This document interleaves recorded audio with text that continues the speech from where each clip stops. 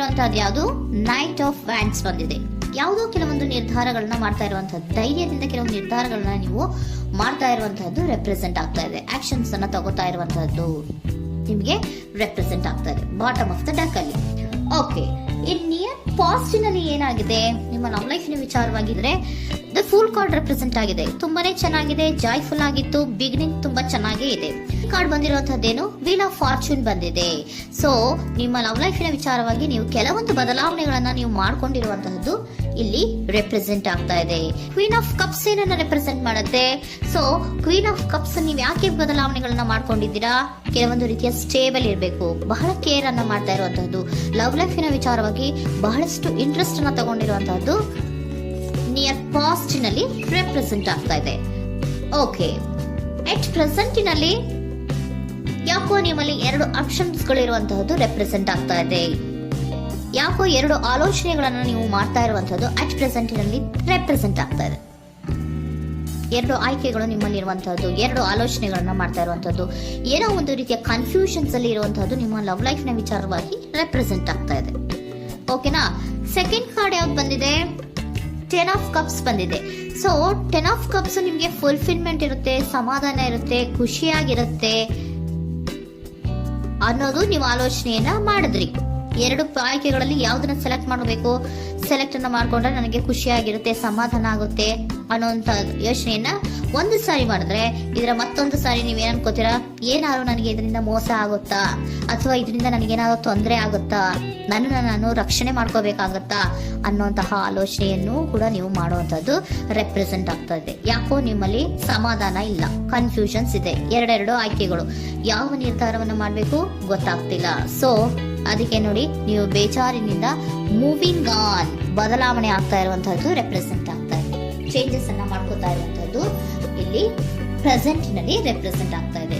ಯಾಕೋ ಬೇಜಾರಿನಿಂದ ಕೆಲವೊಂದು ರೀತಿಯ ಬದಲಾವಣೆಗಳನ್ನು ನೀವು ಮಾಡ್ಕೋತಾ ಇರುವಂತಹದ್ದು 6 ಆಫ್ ಸೋರ್ಟ್ಸ್ ಅಲ್ಲಿ ರೆಪ್ರೆಸೆಂಟ್ ಆಗ್ತಾ ಇದೆ. ನೀವು ಈ 6 ಆಫ್ ಸೋರ್ಟ್ಸ್ ಮತ್ತೆ ಏನನ್ನ ರೆಪ್ರೆಸೆಂಟ್ ಮಾಡುತ್ತೆ ಅಂದ್ರೆ, ನಾನು ಲವ್ ಲೈಫಿನ ವಿಚಾರವಾಗಿ ಒಂದು ಬೆಟರ್ ಆಪ್ಷನ್ಸ್ ಅನ್ನ ಸೆಲೆಕ್ಟ್ ಮಾಡ್ಕೋಬೇಕು ಅನ್ನುವಂತಹ ಆಲೋಚನೆಯನ್ನ ಮಾಡ್ತಾ ಇರುವಂತದ್ದು ರೆಪ್ರೆಸೆಂಟ್ ಆಗ್ತಾ ಇದೆ. ಓಕೆನಾ? ನೀವೇನಂದ್ರೆ ಅಟ್ ಪ್ರೆಸೆಂಟಿನಲ್ಲಿ ನಿಮ್ಮ ಲವ್ ಲೈಫಿನ ವಿಚಾರವಾಗಿ ಬೆಟರ್ ಆಪ್ಷನ್ ಬಗ್ಗೆ ಯೋಚನೆಯನ್ನ ಮಾಡ್ತಾ ಇರುವಂತಹದ್ದು, ಅದರ ಬಗ್ಗೆ ಸ್ವಲ್ಪ ಕನ್ಫ್ಯೂಷನ್ ಅಲ್ಲಿ ಇರುವಂತಹದ್ದು ಅಟ್ ಪ್ರೆಸೆಂಟಿನಲ್ಲಿ ರೆಪ್ರೆಸೆಂಟ್ ಆಗ್ತಾ ಇದೆ. ಬಟ್ ನಿಯರ್ ಫ್ಯೂಚರಿನಲ್ಲಿ ಏನಿದೆ? 3 ಆಫ್ ಸೋರ್ಟ್ಸ್ ಇದೆ. ಕೆಲವೊಂದು ರೀತಿಯ ಬೇಜಾರುಗಳಿರುವಂತಹದ್ದು, ನೋವುಗಳಿರುವಂತಹದ್ದು, ಕೆಲವೊಬ್ರು ಅಳ್ತಾ ಇರುವಂತಹದ್ದು, ಭಾವನಾತ್ಮಕವಾಗಿ ತುಂಬಾ ಫೀಲ್ ಅನ್ನು ಮಾಡ್ತಾ ಇರುವಂತಹದ್ದು ನಿಮ್ಗೆ ರೆಪ್ರೆಸೆಂಟ್ ಆಗ್ತಾ ಇದೆ. ಯಾಕೆ ನಿಮಗೆ ಆ ತರ ಆಗತ್ತೆ ಅಂತ ಅಂದ್ರೆ, ಡೆವಿಲ್ ಕಾರ್ಡ್ ರೆಪ್ರೆಸೆಂಟ್ ಆಗಿದೆ. ಸೊ ಡೆವಿಲ್ ಕಾರ್ಡ್ ಏನನ್ನ ಹೇಳುತ್ತೆ? ಅಡಿಕ್ಷನ್ಸ್ ಅನ್ನ ಹೇಳುತ್ತೆ. ತುಂಬಾ ಯೋಚನೆಯನ್ನ ಮಾಡುವಂತಹದ್ದು, ಮೇಲಿಂದ ಮೇಲೆ ನೀವು ಒಂದನ್ನೇ ನೀವು ಯೋಚನೆ ಮಾಡ್ತಾ ಇದ್ರೆ ನಿಮ್ಗೆ ಅಲ್ಲಾಗುವಂತದ್ದೇನು? ನೋವುಗಳೇ ಅಲ್ಲಾಗುವಂತಹದ್ದು. ಸೊ ಯಾತಕ್ಕೆ ಅಂದ್ರೆ ನಿಮ್ಮಿಬ್ಬರ ಮಧ್ಯೆ ಕೆಲವೊಂದು ರೀತಿಯ ಘರ್ಷಣೆಗಳಿರುವಂತಹದ್ದು ರೆಪ್ರೆಸೆಂಟ್ ಆಗ್ತಾ ಇದೆ. ಕೆಲವೊಂದು ರೀತಿಯ ಮನಸ್ಸು ಒಂದೇ ತರ ಆಲೋಚನೆಯನ್ನ ಮಾಡ್ತಾ ಇಲ್ಲ. ಒಂದ್ಸರಿ ಆ ತರ ಯೋಚನೆ ಮಾಡ್ತೀರಾ, ಒಂದ್ಸರಿ ಈ ತರ ಯೋಚನೆ ಮಾಡ್ತೀರಾ, ಕನ್ಫ್ಯೂಷನ್ ಅಲ್ಲಿ ಇರ್ತೀರಾ, ಏನ್ ಮಾಡ್ಬೇಕು ಗೊತ್ತಾಗಲ್ಲ. ಸೊ ಅದಕ್ಕೆ ನಿಮ್ಗೆ ಬೇಜಾರು, ನೋವು ಇರೋಂಥದ್ದು. ಮತ್ತೆ ನೆಕ್ಸ್ಟ್ ಕಾರ್ಡ್ ಬಂದಿರುವಂತದ್ದೇನು? 5 ಆಫ್ ಪ್ಯಾಂಟಿಕಲ್ಸ್ ಬಂದಿದೆ. ಸೊ 5 ಆಫ್ ಪ್ಯಾಂಟಿಕಲ್ಸ್ ಏನು? ತುಂಬಾ ಇದು ಕೂಡ ತುಂಬಾ ಬೇಜಾರಿನಲ್ಲೇ ಇರುವಂತಹದ್ದು, ಫೀಲಿಂಗ್ ಲೆಫ್ಟ್ ಔಟ್ ಆಗ್ತಾ ಇರುವಂತಹದ್ದು, ರೀತಿಯ ಒಂದು ಬ್ಯಾಡ್ ಸಿಚುಯೇಷನ್ ಅಲ್ಲಿ ಇರುವಂತಹದ್ದು, ಅಂದ್ರೆ ಯಾವಾಗ್ಲೂ ನೋವು ಪಡ್ತಾ ಇರುವಂತಹದ್ದು, ಯಾವಾಗ್ಲೂ ಯೋಚನೆ ಮಾಡ್ತಾ ಇರುವಂತಹದ್ದು ಇಮಿಡಿಯೇಟ್ ಫ್ಯೂಚರಿನಲ್ಲಿ ಈ ರೀತಿ ರೆಪ್ರೆಸೆಂಟ್ ಓಕೆನಾ? ಸೊ ದ ಮೂನ್ ಕಾರ್ಡ್ ಏನನ್ನ ರೆಪ್ರೆಸೆಂಟ್ ಮಾಡುತ್ತೆ ಅಂದ್ರೆ, ರಿಯಾಲಿಟಿಯ ಕಡೆಗೆ ಹೆಚ್ಚು ಗಮನ ಕೊಡದೇ ಇರುವಂತಹದನ್ನ ರೆಪ್ರೆಸೆಂಟ್ ಮಾಡುತ್ತೆ. ಓಕೆನಾ? ಇದಿಷ್ಟು ನಿಮ್ಮ ಒಂದಿನ love reading. Next angel guidance ನಿಮ್ಗೆ ಏನ್ ಕೊಡ್ತಾರೆ ಅನ್ನೋದನ್ನ ನೋಡೋಣ. ನೋ ಅನ್ನೋಂತ ಆನ್ಸರ್ ಅನ್ನ ಕೊಡ್ತಾ ಇದ್ದಾರೆ. So no, not the right time. ನೀವೇನು ಕೂಡ ಈ ಕನ್ಫ್ಯೂಷನ್ ಅಲ್ಲಿ ಇದ್ದಾಗ ಯಾವುದೇ ರೀತಿಯ ಡಿಸಿಷನ್ಸ್ ನ ಮಾಡೋದಕ್ಕೆ ಇದು ಕರೆಕ್ಟ್ ಆಗಿರುವಂತಹ ಟೈಮು ಅಲ್ಲ. Perfect timing. So perfect timing ಅನ್ನ ಬಂದಾಗ ನೀವು ಕೆಲವೊಂದು ರೀತಿಯ ಡಿಸಿಷನ್ಸ್ ಅನ್ನ ಮಾಡ್ಬೇಕಾಗತ್ತೆ. ಯಾವಾಗ ಅಂದ್ರೆ ನೀವು ಮನಸ್ಥಿತಿಯನ್ನ ನೀಟಾಗಿ ಇಟ್ಕೊಂಡಾಗ, ಕೆಲವೊಂದು ರೀತಿಯ ಕನ್ಫ್ಯೂಷನ್ಸ್ ಇಂದ ನೀವು ಆಚೆ ಬಂದಾಗ, ಯಾವಾಗ ನೀವು ಕ್ಲಿಯರ್ ಥಿಂಕಿಂಗ್ ಅನ್ನ ಮಾಡ್ತೀರಾ ಅದು ಪರ್ಫೆಕ್ಟ್ ಟೈಮಿಂಗ್. ಸೊ ಆಗ ನಿಮ್ಗೆ ಕೆಲವೊಂದು ರೀತಿಯ ಫರ್ಗಿವ್ನೆಸ್ ಅನ್ನೋದು ಇರುತ್ತೆ ಅನ್ನೋದನ್ನ ಏಂಜಲ್ ಗೈಡೆನ್ಸ್ ನಿಮ್ಗೆ ಹೇಳ್ತಾ ಇದ್ದಾರೆ. ಸೊ ಹಾಗಿದ್ರೆ ಸರೆಂಡರ್ ಕಾರ್ಡ್ಗಳು ನಿಮ್ಗೆ ಏನ್ ಹೇಳ್ತಾರೆ ಅನ್ನೋದನ್ನ ನೋಡೋಣ. Surrender to your soul path. Your life journey has been perfectly designed for your soul growth. Embrace every lesson and every moment. ನಮ್ಮ ಜೀವನದಲ್ಲಿ ಬರುವಂತಹ ಎಲ್ಲಾ ಕೆಲವೊಂದು ಮೂಮೆಂಟ್ಗಳನ್ನ ನಾವು ಪರ್ಫೆಕ್ಟ್ ಆಗಿ ದೇವರು ಡಿಸೈನ್ ಮಾಡಿರ್ತಾರೆ. ಅದಂದ್ರೆ ನಮ್ಮ ಲೈಫಿನಲ್ಲಿ ಏನೇನ್ ಆಗ್ಬೇಕು ಅನ್ನೋದನ್ನ ಮುಂಚೆ ದೇವರು ಬರ್ದಿರ್ತಾರೆ.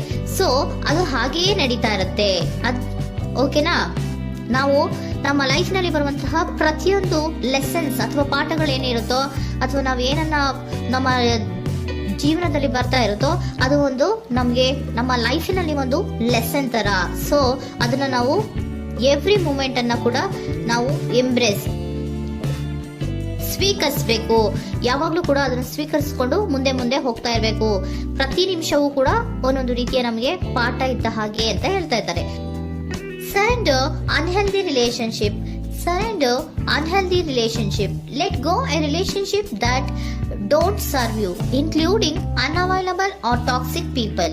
You deserve to be treasured by others and to be surrounded by positive people.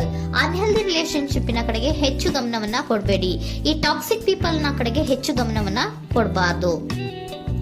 So ಯಾವಾಗ್ಲೂ ನಾವು ಪಾಸಿಟಿವ್ ಆಗಿ ಥಿಂಕ್ ಮಾಡುವಂತಹ, ಪಾಸಿಟಿವ್ ಆಗಿ ಆಲೋಚನೆ ಮಾಡುವಂತಹ ಜನಗಳ ಜೊತೆಯಲ್ಲಿಯೇ ನಾವು ಹೆಚ್ಚು ಇರಬೇಕು ಅನ್ನೋದನ್ನ ನಿಮ್ಗೆ ಸರೆಂಡರ್ ಕಾರ್ಡ್ ಹೇಳ್ತಾ ಇದ್ದಾರೆ.